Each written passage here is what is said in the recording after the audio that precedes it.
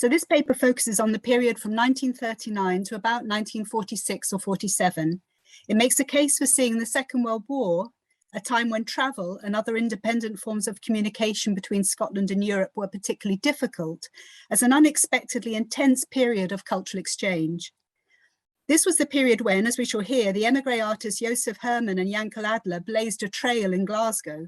Margaret Morris and J.D. Ferguson had an equally galvanizing effect on that city after their return in 1939.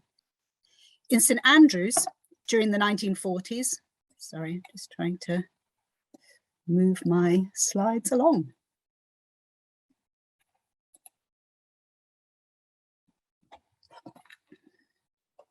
Sorry, hopefully that has gone on. In St Andrews, during the 1940s, the university published a series of pamphlets on Scotland and its people, distributing them free to Allied forces eager for cultural stimulation.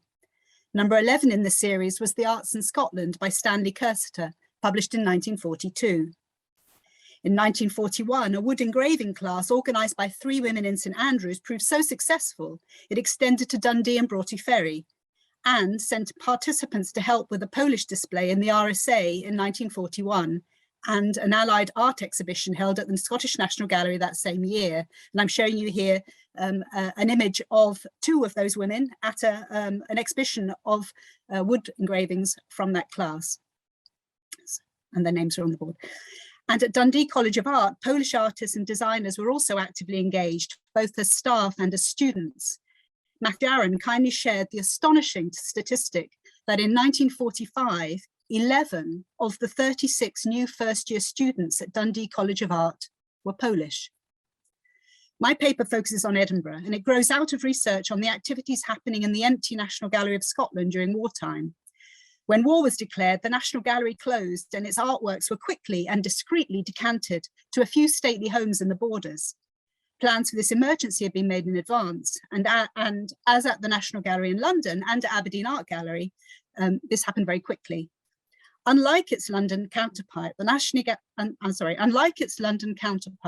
Gallery of Scotland's wartime activities have been little discussed and merit further attention.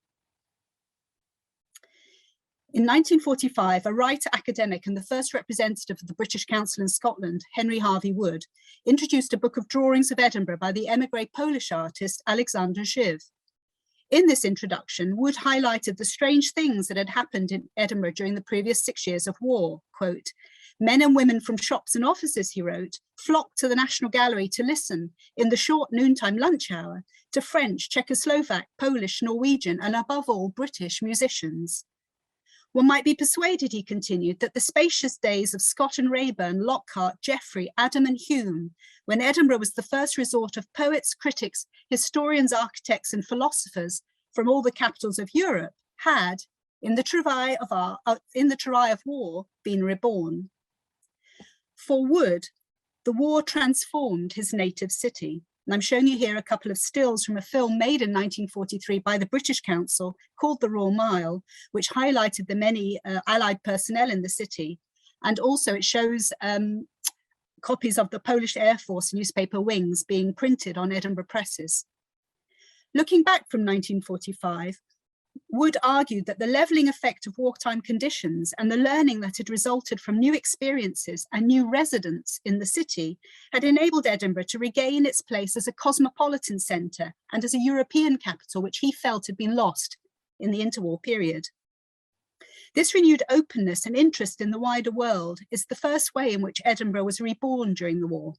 The second was in its increased appreciation of art and culture, especially of Allied European nations. And I'm dying to hear the paper on 1939 and German art that's coming up soon. Wood had trained at Edinburgh College of Art in the 1920s, then set up as an advertising artist and printmaker before transferring to Scottish literature and academia. He was seconded to the British Council from Edinburgh University in 1940. His friends included artists, writers, and the modernist architects Basil Spence and William Kinnamouth. He also saw a lot of Herbert Reed when the latter worked in Edinburgh from 1931 to 33. Although a literature specialist, Wood himself wrote regularly on contemporary Scottish art. I think he was a Scotsman reviewer. His texts on William Mac Taggart, younger, a lifelong friend, are still cited. The stirring interest in the arts detected by Wood during the war was confirmed by Stanley Curator, a practicing artist as well as director of the National Galleries of Scotland from 1930 to 48. In 1946, Curator published an essay on Scotland's arts record during the war. In it, he wrote, quote, "Perhaps the most outstanding and surprising event in Scotland during the war years has been the revived interest in art." For Curator, the presence in Scotland of many refugees from occupied Europe was key to this revival in interest in art. They included Poles, Czechs, and Norwegians, as well as French and Dutch citizens. Many were in the Allied armed forces, which had escaped to the UK after the fall of France in May 1940, and they included professional as well as amateur artists. Their active engagement with art took many forms, but was most visible in public exhibitions, which started to appear all over Scotland from 1941. And I'm showing you this photograph from a photograph album belonging to a Polish artist who lived in St Andrews, called Stanisław Przybylewski, and it's a wonderful resource. It belongs to the National Museum of Scotland. These exhibitions took place in public and commercial galleries alike, and also in a great many informal settings, such as work canteens and schools. And this is a montage of exhibition catalogues from the Scottish Gallery, Aitken Dots, showing three of the artists they featured in the war period: Jadwiga Walker, about whom I think we need to know more, Joseph Herman, and Alexander Shiv.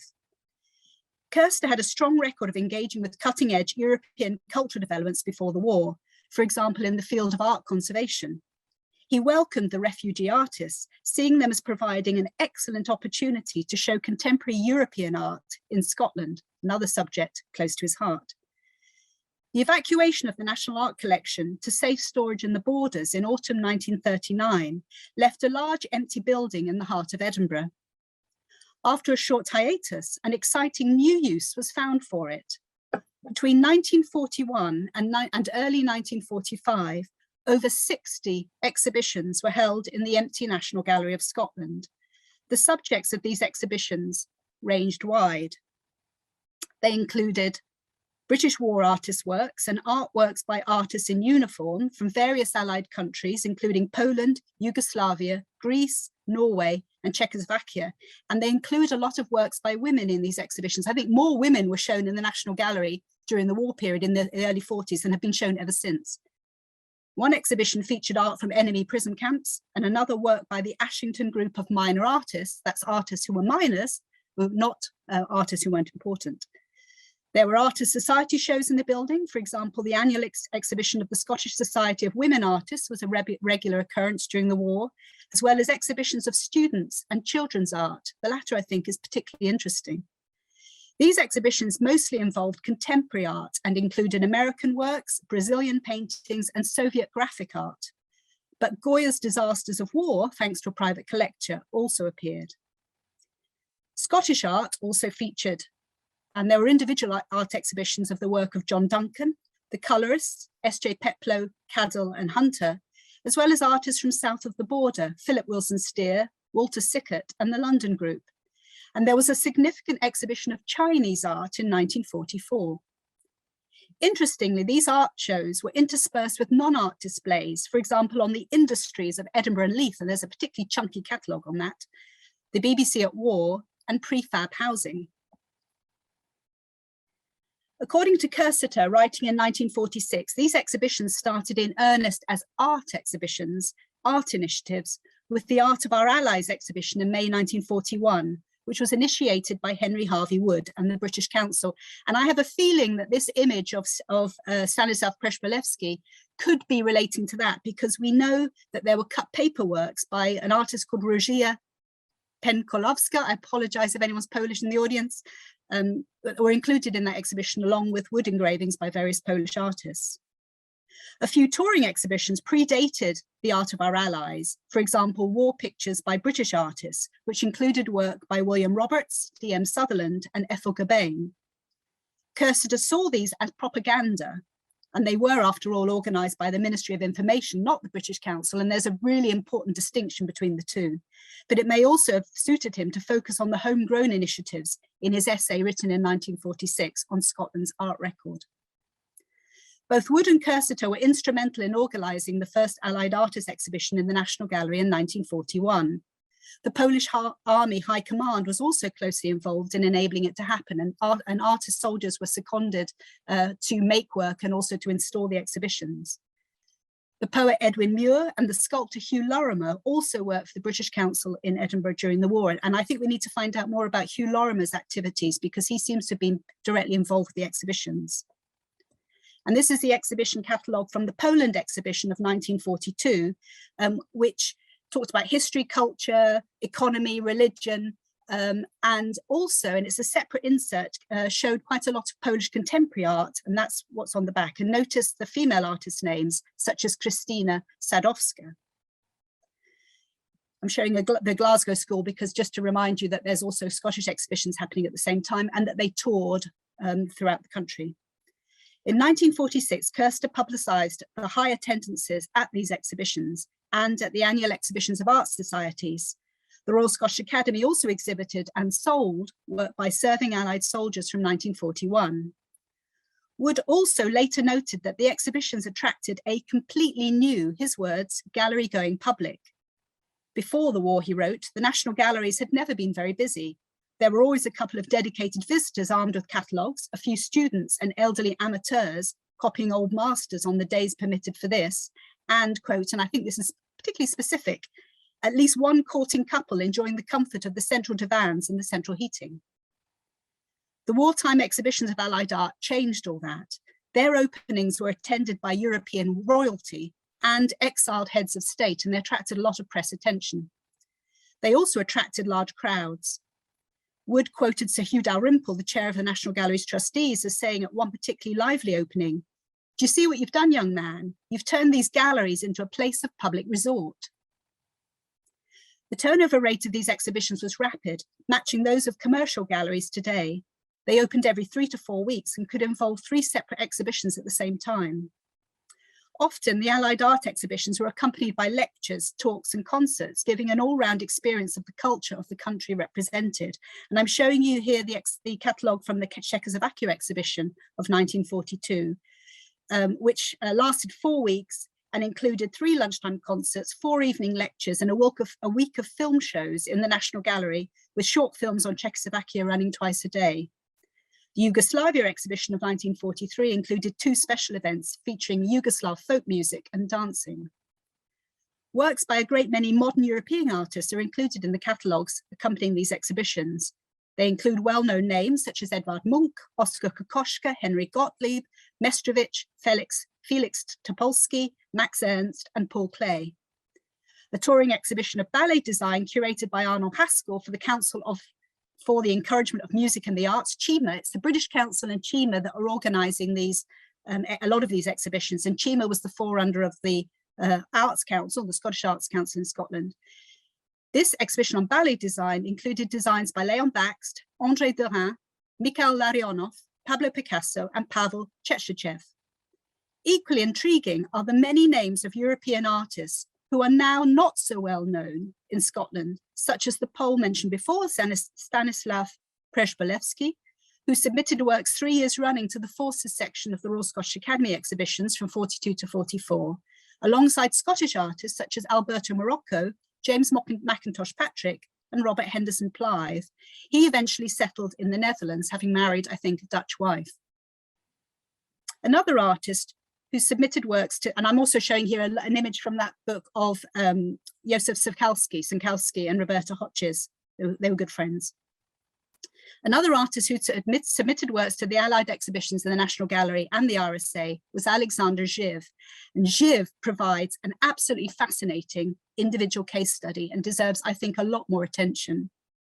Zhiv was born in Lida near Vilnius, then in Russian Poland. After reading law and history of art at the University of Warsaw, he studied painting at Warsaw's Academy of Fine Arts. A traveling scholarship took him to Austria, Dalmatia, Italy, and Greece in 1932-3, and he lived in Paris until 1939. Like so many Poles, Zhiv's experiences after the invasion of Poland in 1939 and the fall of France in 1940 were chaotic and disturbing. Looking back from 1965, he noted wryly, quote, "By an unexpected, almost accidental turn in a normal painter's career, A landscape painter working in sunny, happy France suddenly finds himself drawing endless figures in khaki and shapeless camouflaged vehicles. Despite being one of many Polish troops who arrived in Scotland in 1940, and despite being on continual active service with the Polish army, including at the Normandy landings of 1944, Giev established himself as an artist in Edinburgh remarkably quickly. Between 41 and 46, he was appointed war artist to the 10th Armoured Brigade and later to the 1st Armoured Division. He participated in various group exhibitions, including the first Allied Artists Exhibition of 41 and the Poland Exhibition of 42 at the Scottish National Gallery, and he included 20 works in the latter, the most of any artist represented, contemporary artists represented, elements of which then toured.